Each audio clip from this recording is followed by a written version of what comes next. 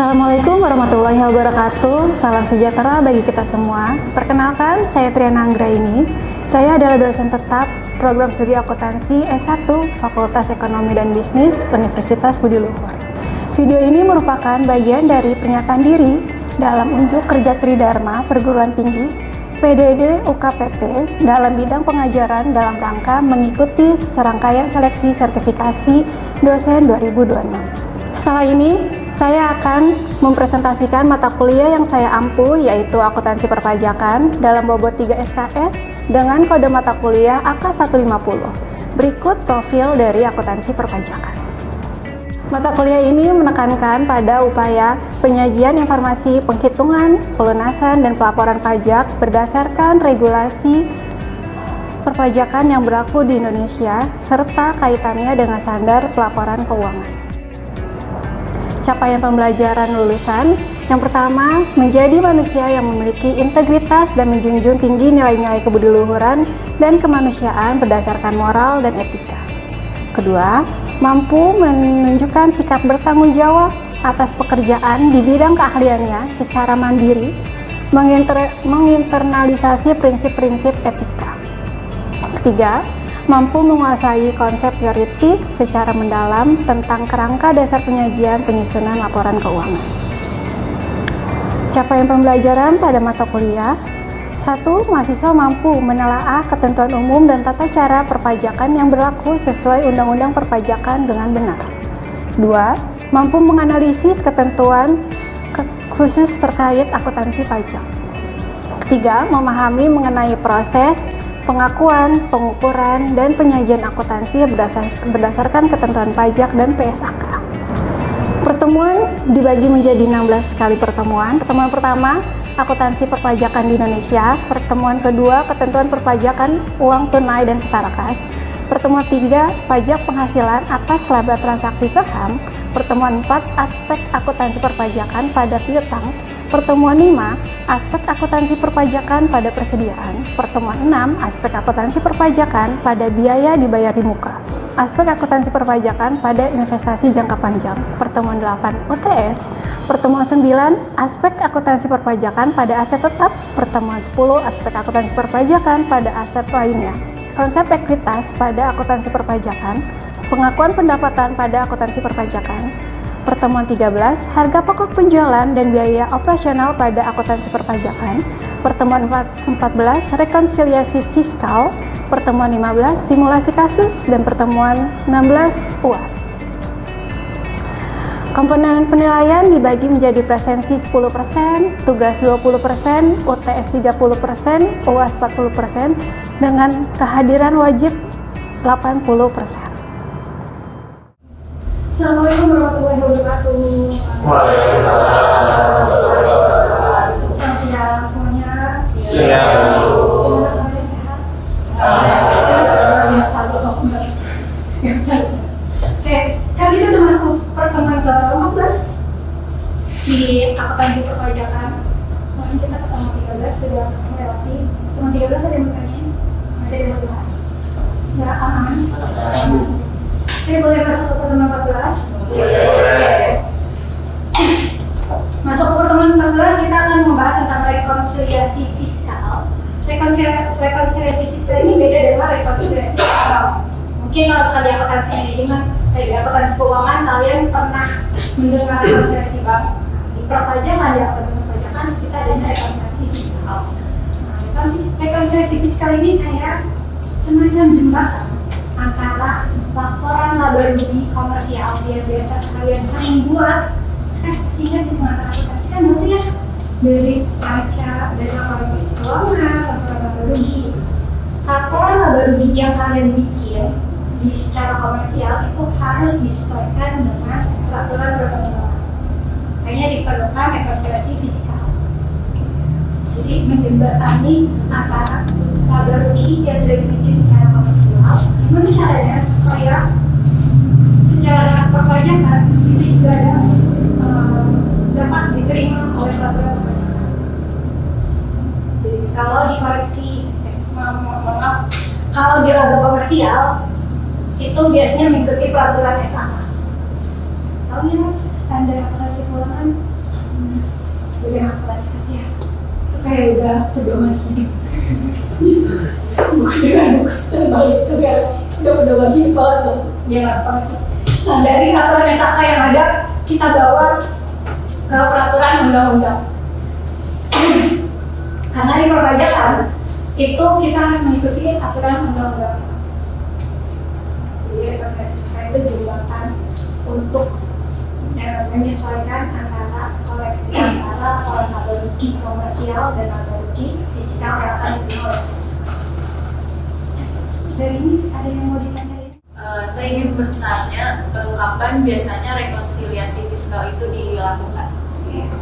Kapan biasanya rekonsiliasi fiskal itu dilakukan? Kalau misalkan kita ngelakuin laporan laba rugi komersial, biasanya kita bulan apa sih? Laba rugi, laporan posisi keuangan, laporan keuangan, biasanya terakhir itu bulan apa? Desember. Nah, untuk koreksi fiskal ketika itu sudah terjadi itu di bulan Desember, ketika itu sudah terjadi di bulan Desember, maka koreksi fiskal itu boleh dilakukan setelah laporan itu selesai. Batas akhirnya kapan? Batas akhir itu sesuai dengan peraturan perpajakan untuk pelaporan pajak badan itu terakhir di bulan April. Jadi koreksi fiskal itu bisa dilakukan semenjak selesainya laporan keuangan si perusahaan secara komersial sampai pelaporan perpajakan di bulan April. Ada lagi? Bu, aku mau nanya, biasanya apa aja yang perlu direkonsiliasi? Oke. Apa aja sih yang perlu direkonsiliasi? Karena di laporan keuangan kan banyak banget ya kan. Terus apa aja sih yang perlu kita rekonsiliasi? Sebenarnya kita harus melihat dulu. Jadi ketika mau apa aja sih yang direkonsiliasi, kita harus melihat dulu peraturan perpajakan itu dengan komersial itu dibagi dua, ada beda tetap sama beda waktu. Nah untuk beda tetap itu hal-hal yang nggak boleh sama sekali dilanggar dan itu tidak bisa kita pindahkan ke masa pajak berikutnya. Jadi kalau misalnya udah nggak boleh ada di laporan laba bisa itu ya udah langsung dihapusin. Jadi nggak boleh di laporan laba kita depan tiba-tiba muncul deh. Nah, biasanya untuk beda tetap yang dikoreksi itu sumbangan. Kalau biaya sumbangan, misalkan ibu-ibu ini ya semoga sampai di sekeliling kita mungkin ada musibah banjir, terus di luar yang kita pelajari APBL dan BBL kan harus berrelasi.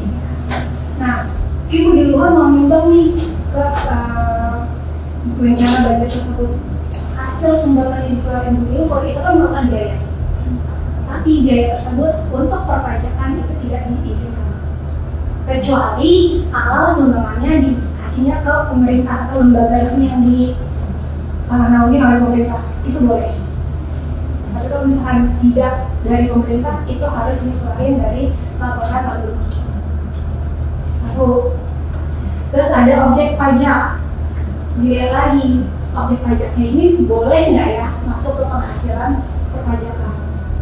Contohnya biasanya yang nggak boleh itu dividen. Kenapa dividen nggak boleh? Karena dividen itu udah kena pajak final. Kalau misalnya dimasukin juga di penghasilan, berarti kan jadi 2 kali kena pajak tuh udah kena pajak final, nggak mungkin lagi dia akan kena pajak badan. Ini kan nggak mau dirugikan ya, kan pajak itu kan mestinya adil. Jadi kalau misalnya dia udah kena final ya udah, dia tidak boleh dimasukkan di dalam laporan laba rugi. Itu yang beda tetap. Jadi kalau saya nggak boleh ya udah dikeluarkan. Tapi ada satu lagi, ada beda kontemporer. Nah, beda kontemporer ini cuma perbedaan waktu. Misal kayak metode penyusutan. Metode penyusutan itu ada banyak. Saldo menurun, angka tahun, terus garis lurus. Nah, di perpajakan cuma boleh 2 aja. Saldo menurun sama angka tahun. Sama garis lurus, maaf. Garis lurus sama saldo menurun. Nah, ketika ada laporan yang menggunakan dua metode di luar ini, maka harus disesuaikan dengan laba perpajakan. Kalau soal itu kan boleh tuh, misal tahun ini ternyata pakainya angka tahun, tapi kan secara perpajakan cuma boleh dua kan, saldo menurun sama garis lurus. Kalau misalnya secara perpajakan menggunakan garis lurus, berarti kan masih ada sisa-sisa yang akan dipindahkan ke laporan laba rugi tahun berikutnya. Nah, aman. Sudah dijawab. Sudah Ibu, terima kasih. Dari beda tadi ada beda tetap dan beda kontemporer, itu akan dibagi lagi jadi koreksi negatif dan koreksi positif. Dan nanti di laporan laba ruginya ada koreksi negatif sama koreksi positif. Nah, untuk koreksi negatif itu biasanya mengurangi laba rugi. Koreksi negatif itu mengurangi laba. Tapi kalau koreksi positif berarti nambah laba. Misal contoh, PT Surya Kencana, sebuah perusahaan perdagangan, PKP laba komersilnya 1,5. Namun ketika mau melakukan perhitungan pajak, kan dia masih ada ini rekonsiliasi dulu dilihat lagi, kira-kira ini boleh nggak ya? Berdasarkan pembukuan komersial, beban penyusutan aset tetap dicatat sebesar 250. Setelah dihitung kembali berdasarkan metode dan masa manfaat menurut ketentuan regulasi, besarnya jadi 310. Yang tadinya di aset di beban penyusutan itu sebesar 250, terus mesti direkonsiliasi sebesar 310. Naik apa turun? Naik. Kan ada beban yang naik. Ketika beban naik maka labanya turun. Ketika labanya turun maka koreksi negatif atau positif?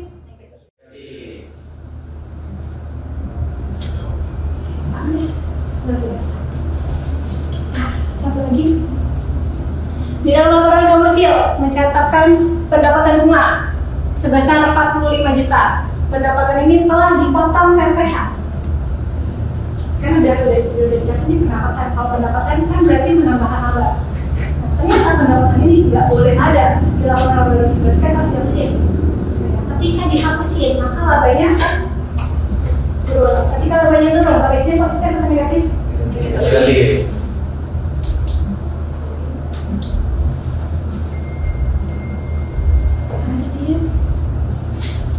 Ada pengeluaran biaya sebesar 60 untuk rekreasi tahunan, bingkisan pasar hari raya. Pengeluaran ini dibebankan sebagai beban operasional komersial. Ketika ada beban rekreasi untuk karyawan, itu tidak diizinkan oleh perpajakan. Ketika beban dicatat sudah 60 juta, ternyata dia nggak boleh ada di laporan laba rugi, bahkan harus dikeluarin. Ketika dia dikeluarin, maka labanya naik atau turun? Naik. Ketika labanya naik, koreksi positif atau negatif? Positif.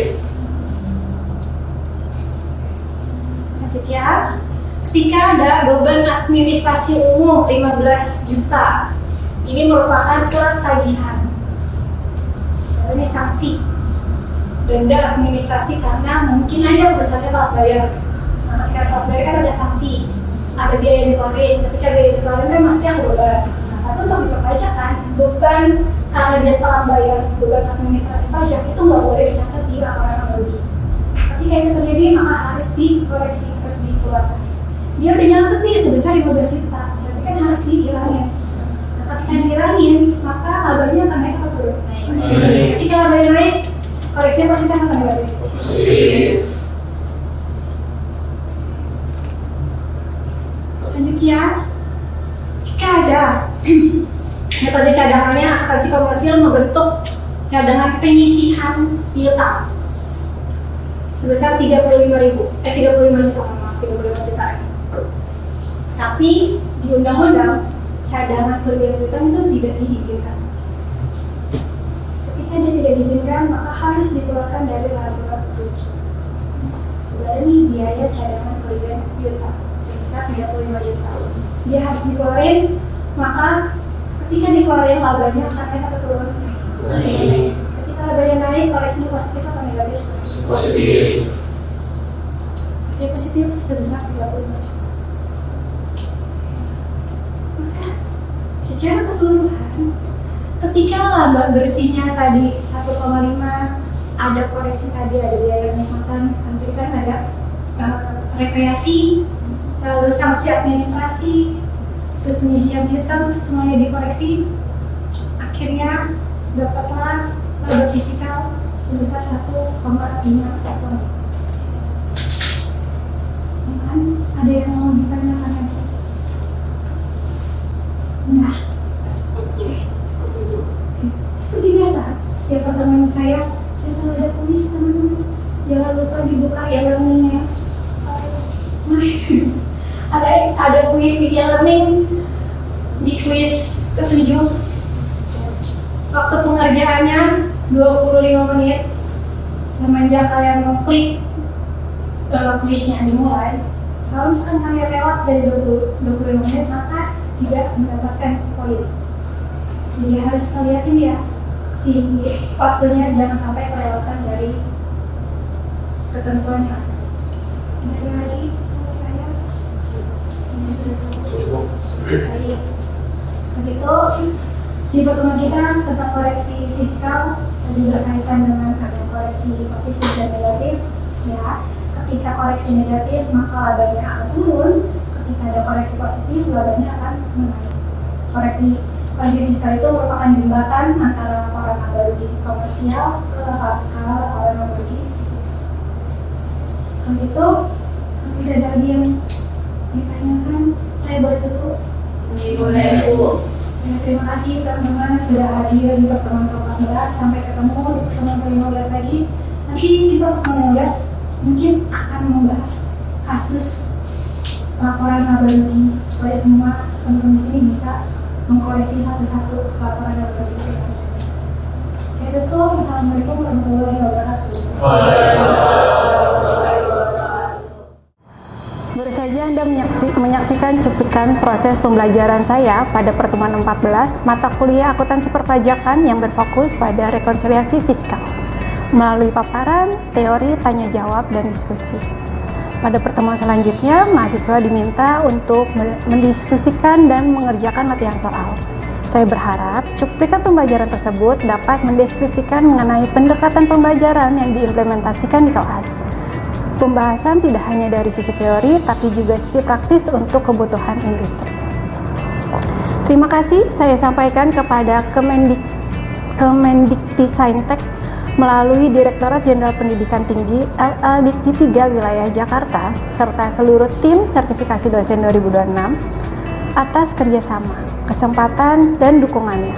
Saya juga mengucapkan terima kasih kepada pimpinan Universitas Budi Luhur Jakarta, kolega, dosen, serta semua mahasiswa yang telah berkontribusi dalam proses pembelajaran ini. Demikian yang dapat saya sampaikan, semoga bermanfaat. Wassalamualaikum warahmatullahi wabarakatuh.